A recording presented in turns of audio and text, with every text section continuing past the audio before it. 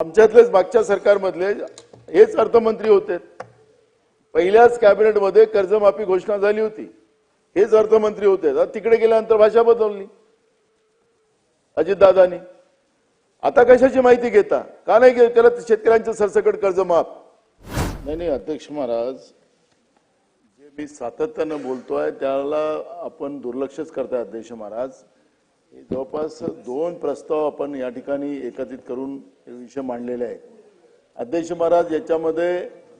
याच्यामध्ये ग्रामीण विकास, मनरेगा, रोजगार हमी वाला आपलं जे आहे तो, दुसरं अजून अध्यक्ष महोदय याच्यामध्ये पर्यावरणाचा एक इश्यू होता, फॉरेस्टचा होता, असे अजून 5-6 विभाग याच्यामध्ये आहे अध्यक्ष महाराज। अध्यक्ष महाराज, या सगळ्या प्रश्नांचे उत्तर मिळून आपल्याला न्याय देता आला असता असं मला वाटतं आणि म्हणून पुढच्या काळात अशी चुकी होऊ नये। जसं मगाशी सुधीर भाऊंनी सूचना केली, तुम्हालाच मला कोट करावं लागतं सुधीर भाऊ वारंवार, तर ते तसं होता नाही याची नोंद पहिले एकदा घेतली पाहिजे अध्यक्ष महाराज। या ठिकाणी मी आमच्या लाडक्या बहिणीपासूनच सुरू करतो अध्यक्ष महाराज। आमच्या दोघी भगिनी या ठिकाणी आहेत अध्यक्ष महाराज। आपण 1500 रुपये दिलेत, आर्थिक क्रांती झाली आपलं म्हणणं आहे, तर ठीक आहे, आर्थिक क्रांती झाली असेल। मग तुम्ही महागाई वाढवली, महागाईबद्दलचं लाडक्या बहिणी तुम्ही काही बोलत नाही। तुम्ही 1500 दिलेत आणि 5000ची महागाई वाढवली, त्याच्यावर चर्चा करायचंच नाही। महागाईवर ब्रेक लावण्यासाठी आम्ही काय करतोय त्याच्यावरची सुद्धा या ठिकाणी एक ही व्यवस्था व्हावी।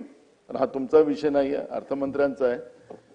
दुसरं, अंगणवाडीमध्ये मी प्रश्न उपस्थित केला होता की निकृष्ट दर्जाचं याच्यामध्ये पाल निघतं, उंदीर निघतं, ते लहान पोरं खात नाही, अशा पद्धतीचं चित्र आपण अंगणवाडीमध्ये पाहतोय। त्याच्यावर अनेकदा या विधानसभेत चर्चा झाली, पण आपण लोक त्याच्यामधला सुधारच करत नाही।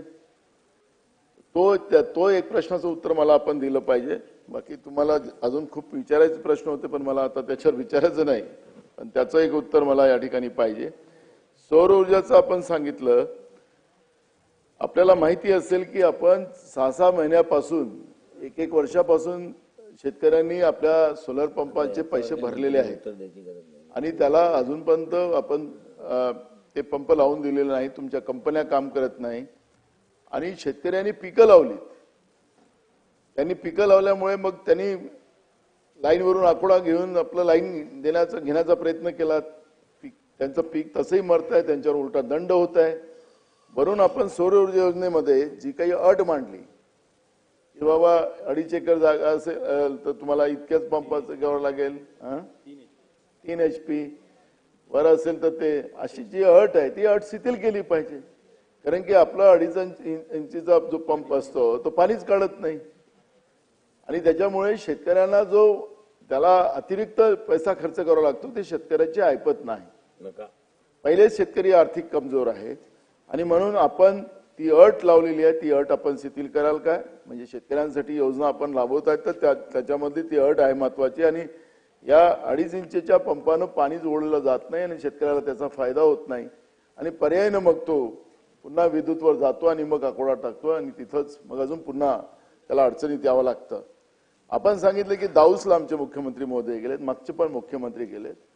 मी मागणी अशी केलेली आहे की आपण एक श्वेतपत्रिका याच्यातली जाहीर करा, खरंच किती उद्योग आपण आणलात, किती उद्योग इम्प्लिमेंट झालेत, पैशाचे आकडे आपण सांगता आम्हाला इतके पैसे आणलेत, इम्प्लिमेंटच नाही ना। महाराष्ट्रामध्ये सगळ्यात जास्त बेरोजगारी आहे, तरुण वनवन फिरतात आहेत, हाताला काम नाही आहे।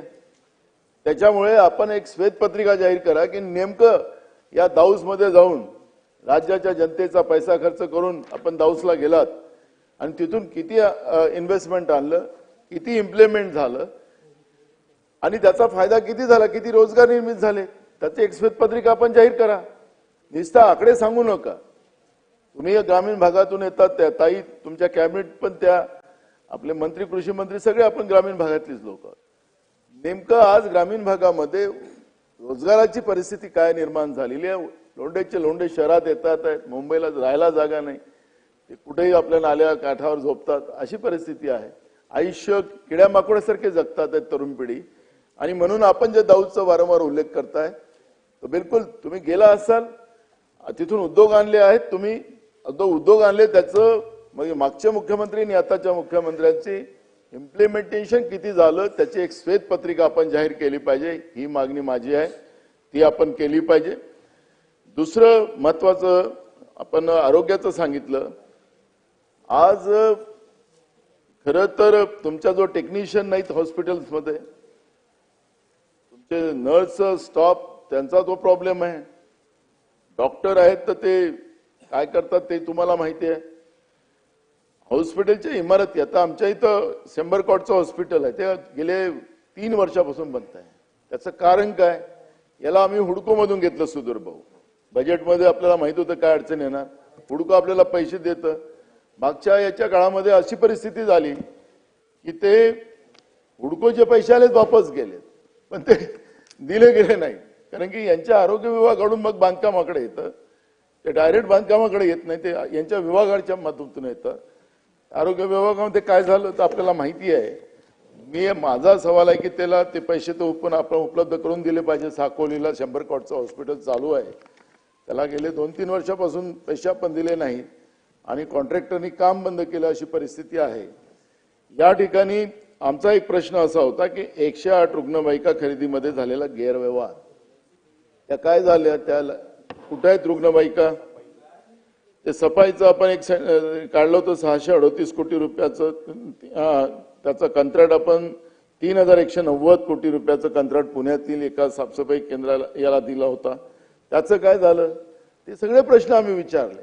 तुम्ही योजना सांगितलात, जे काही आपल्याला अधिकाऱ्यांनी आणि किंवा आपल्याला माहिती मिळाली असेल त्याच्या आधारावर, पण जे प्रश्न आम्ही उपस्थित केले त्याचं उत्तरच दिलं नाही. असं नाही होणार ना, त्याचं उत्तर आपल्याला द्यावं लागेल. आणि राहिलं कोकरडे साहेब, आपल्या कृषी विभागामध्ये आपण खतामध्ये जे लिंकिंगचं जे लूट चाललेली आहे शेतकऱ्यांची, त्याला आपण थांबवायलाच अपयशी ठरलेलं. आपल्याला यश आले नाही त्याच्यामध्ये.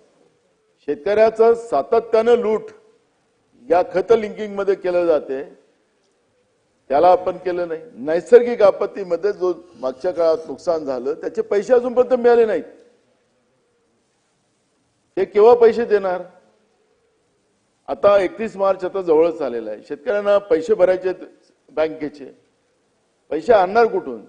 आमच्या इकडे तर धान खरेदी केली 4 महिने झाले, त्याचे पैसेच दिले नाहीत. धान खरेदीचे, तूर खरेदीचा एक वेगळा विषय आहे. इम्पोर्ट वगैरे ते ड्युटी जे आपण इम्पोर्ट करतो, जसं शेतकऱ्याचा माल निघाला, सोयाबीन इम्पोर्ट केली, कांदा इम्पोर्ट केला, तुमचा तूर इम्पोर्ट केली, धान इम्पोर्ट केला. आपल्या राज्यातल्या देशातल्या शेतकऱ्यांच्या शेतीच्या मालाला जास्त भाव मिळाला पाहिजे. त्याचं धोरण नेमकं काय? तुम्ही सांगितलं की आम्ही जो काही समर्थन मूल्य असेल त्याच्यापेक्षा कमी दरात असेल तर आम्ही त्याला भावांतर योजनेच्या माध्यमातून कव्हर करू. कुठे गेले भावांतर योजना? कुठे दिले शेतकऱ्यांना पैसे? त्याचं उत्तर आम्हाला पाहिजे. आणि म्हणून ते आपण सगळं उत्तर या ठिकाणी द्यावं. आणि शेतकऱ्यांच्या शेतीच्या मालाला समर्थन मूल्य त्याला मिळालं पाहिजे. शेतकऱ्यांच्या कर्जमाफीबद्दल तुम्ही बोलायला तयार नाही. सरसकट कर्जमाफी आपण करणार आहे का? परवा काल अर्थमंत्री सांगत होते की आम्ही आता माहिती मागवली. तुमचं सरकार होतं 2.5 वर्षाच्या पहिले. तुम्हाला आता माहिती काय मागवायची गरज आहे? तुम्हीच घोषणा केली होती की आमचं सरकार आलं आता पुन्हा आम्ही शेतकरी कर्ज माफ करू. आमच्यातलेच मागच्या सरकारमधले हेच अर्थमंत्री होते. पहिल्याच कॅबिनेटमध्ये कर्जमाफी घोषणा झाली होती, हेच अर्थमंत्री होते. तिकडे गेल्यानंतर भाषा बदलली अजितदादांनी. आता कशाची माहिती घेता? का नाही करत शेतकऱ्यांचं सरसकट कर्ज माफ? आमच्या या सगळ्या प्रश्नाचं उत्तर पाहिजे. आता माहिती घ्यायची वेळ कुठे? तुमचं सरकार होतं ना मागचं 2.5 वर्षाचं. इकडचे तिकडे गेले, इकडचे इकडे आलेत. फरक एवढाच आहे, बाकी काय. माणसं तीच आहेत. बदललं काय? फक्त मुख्यमंत्रीच बदललेत ना, बाकी तर सगळे तेच आहेत. मग माहिती कशाची घेताय तुम्ही लोक? शेतकऱ्यांच्या आत्महत्या, किती शेतकऱ्यांच्या आत्महत्या तुम्हाला पाहिजे त्यावेळेस कर्जमाफी करणार? कांद्याचं अनुदान आपण दिलं नाही अजूनपर्यंत, आपण त्याच भागातले आहात. आणि शेतकऱ्यांना कर्ज देण्याच्या बाबतची सुद्धा भूमिका तुमची आहे. तुम्ही काय मागता त्याला? आता तर तुम्ही मागच्या वेळेस मुख्यमंत्री मोदयांनी जाहीर केलं की त्याला आता सगळ्या बँकेचं त्याला काय म्हणते त्याचं सिबिल, ते सिबिलच लागणार नाही असं मुख्यमंत्र्यांनी जाहीर केलं, पण बँका ऐकायला तयार नाही. शेतकऱ्यांचं मुख्या गायीसारखी अवस्था आहे. आपण गोधन वाचवायला निघालो, पण शेतकरी पण वाचवलं पाहिजे का, गोधन पण वाचवलं पाहिजे. मुख्यमंत्र्यांनी घोषणा केली, मुख्यमंत्री शेतकऱ्यांच्या बाजूने हे दिसलं, पण वास्तविकला जमीनमध्ये ते नाहीये ना. ते सिबिल मागितल्याशिवाय कर्जच देत नाही. आणि म्हणून आम्हाला तुम्हाला विनंती आहे की या सगळ्या प्रस्तावामध्ये अध्यक्ष महाराज आमचे उत्तर काही याच्यामध्ये आले नाहीयेत. याच्या वनमंत्री राहिले नाहीत, हे गेलेत. म्हणजे मी तुम्हाला मगाशी विभाग सांगितलंय त्याच्या उत्तरच आले नाही. आणि म्हणून आपण हे सगळे आयुध बोथड करू नका असं मी माननीय अध्यक्षांना त्या दिवसापासून सांगतो, पहिल्या दिवशीपासून. सुधीर भाऊचे तेच म्हणणं आहे. आखरी कामकाजाच्या पद्धती ठरलेल्या आहेत आपल्या. आपण आता किती रात्रभर बसवा, आम्ही पहाटेपर्यंत पण बसलेलो आहोत. मुद्दा तो नाही आहे आम्ही किती वेळ बसलो, पण त्याला उत्तर आपल्याला जनतेला आम्ही काय घेऊन चाललो या बजेट अधिवेशनामध्ये ते आम्हाला जनतेला सांगावं लागेल. अध्यक्ष महाराज, शेतबांधनाबद्दलचं चांगलं मला मुख्यमंत्र्यांनी सांगितलं की काल त्या आशिष जयस्वालांच्या अध्यक्षतेखाली एक कमिटी बनवली आणि आम्ही करतोय आणि चालू करतोय, पण त्याला पैशाचं प्रोव्हिजन का राहणार आहे. फार हालत खराब आहे अध्यक्ष महाराज. तुम्ही मुंबईवाले ठीक आहात, तिथं तर शेतामध्ये आम्हाला जायला रस्ता नाही आहे, फसतो आम्ही तिथं. फार भयानक अवस्था आहे. आम्ही तिथं जानवरापेक्षा बदतर हालत आमची शेतकऱ्यांची आहे तिथून. आणि म्हणून पांढर रस्त्याची घोषणा आपण केली, त्याचं मंत्री त्याचं उत्तर आपल्याला द्यायला इथं नाही. आणि म्हणून मी आपल्याला जे काही मुद्दे आता जे मंत्री आहेत, पण मी वेदना आपल्या याच्यासाठी मांडल्या की हे राहील इतिहासात नोंद याची की आपल्याला या अधिवेशनामध्ये, हे बजेट अधिवेशन खरं तर मी तुम्हाला सांगतो आम्ही पण एवढे वर्ष पाहतो, इतकं अशा पद्धतीचं नाही झालं. सगळं हवाई झालेलं आहे. आणि त्याच्यामुळे पुढच्या काळात असं होता कामा नये याची नोंद घ्यावी. आता जेवढे मंत्री आहेत त्यांनी उत्तर द्यावं.